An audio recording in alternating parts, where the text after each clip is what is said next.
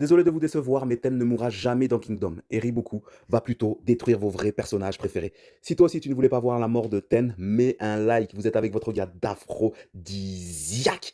Reste bien jusqu'au bout. Dans cette vidéo, on voit pourquoi Ten est intouchable, quels vétérans vont sauter, et on va commencer à parler de mes prochaines théories. La moitié des réseaux veut voir la tête de Ten. Ils la trouvent inutile, dépassée par les événements. Mais vous oubliez un détail crucial. Absolument personne n'a encore battu Riboku. Alors oui, elle galère, oui, elle est énervante, oui, elle bloque, oui, elle pleure, oui, oui, tout ça. Mais elle reste l'unité de l'Aïchi. L'auteur utilise d'ailleurs toujours la même recette pour faire progresser ses héros. Rappelez-vous, Uki a envoyé Shin s'endurcir et combattre dans les territoires non revendiqués pour pacifier les tribus et apprendre à diriger une unité à partir de rien. Kyokai est partie seule pour sa vengeance avant de revenir 10 fois plus forte. Elle a bien quitté l'unité après l'arc de Sanyu pour accomplir sa vengeance contre Yuren. Ten va subir exactement le même traitement. L'auteur ne la touchera pas. Soit elle va recevoir l'aide de Muten temporairement pour se refaire en stratégie, soit la tribu des sans-yeux de Yotanwa va intégrer l'unité pour lui prêter main forte. N'oubliez pas que Ten est issue des montagnes à la base, hein, et si elle doit carrément quitter le front, elle retournera apprendre directement chez son maître. Par contre, le chapitre 882 apporte un chaos total. L'arrivée de Yoko Yoko accélère les choses. C'est l'heure du grand ménage dans l'Aïshin.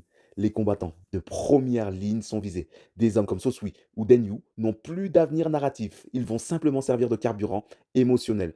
Le pire arrive pour le jeune Ku. Sa mort est certaine. Elle va briser son début d'histoire avec Yorei. Et c'est là que le scénario devient génial. Riboku ne va pas mourir tout de suite après la bataille, mais il va payer le prix fort, l'armée de Han qui attend son heure près de la capitale.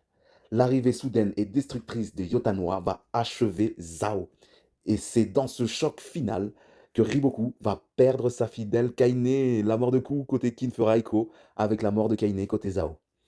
Et d'ailleurs, reste très attentif dans ma toute prochaine vidéo. Je décortique l'arrivée de Yoko Yoko pour te prouver par A plus B comment certaines de mes anciennes théories se réalisent déjà. Balance un commentaire et abonne-toi, même si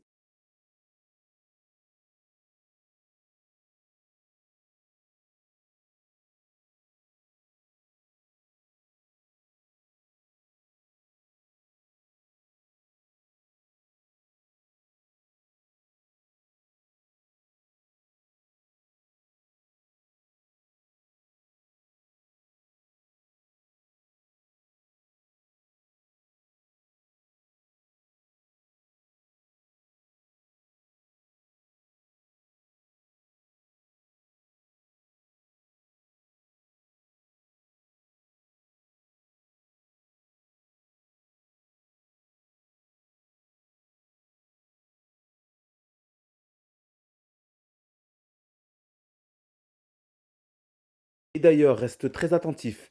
Dans ma toute prochaine vidéo, je décortique l'arrivée de Yoko Yoko pour te prouver par A plus B comment mes anciennes théories se réalisent une par une.